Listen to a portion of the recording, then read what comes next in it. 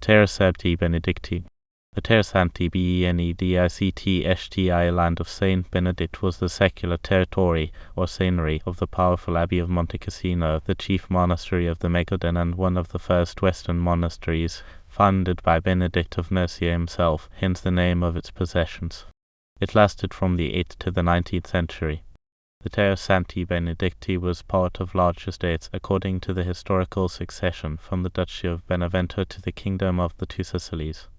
Despite the wide autonomy it enjoyed in some periods, it was never, neither de jure nor de facto, an independent state, as were the Italian city-states of northern and central Italy.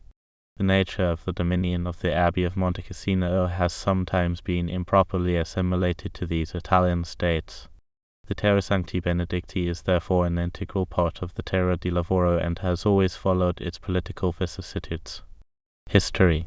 The foundation of the Terra Sancti Benedicti can be traced back to the large donation of land made in 744 to the monastery by the Duchy Roman Duchy of Benevento. The donation was probably of both a religious and political nature, thus an alliance between the Church and the Duchy of Benevento was guaranteed to defend each other. In the following centuries, monasteries, churches and castles with annexed possessions were gradually offered to the monastery, even overseas, through concessions and donations made by nobles, emperors and popes, reaching 80,000 hectares. The history of the territories linked to the Benedictine Abbey can be divided into three main phases which correspond to three different approaches to the control of the territory, first the age of the manorialism, then that of the castrum, and finally that of the development of the Universitas Civium. Subsequently, the abbey progressively loses its historical temporal power.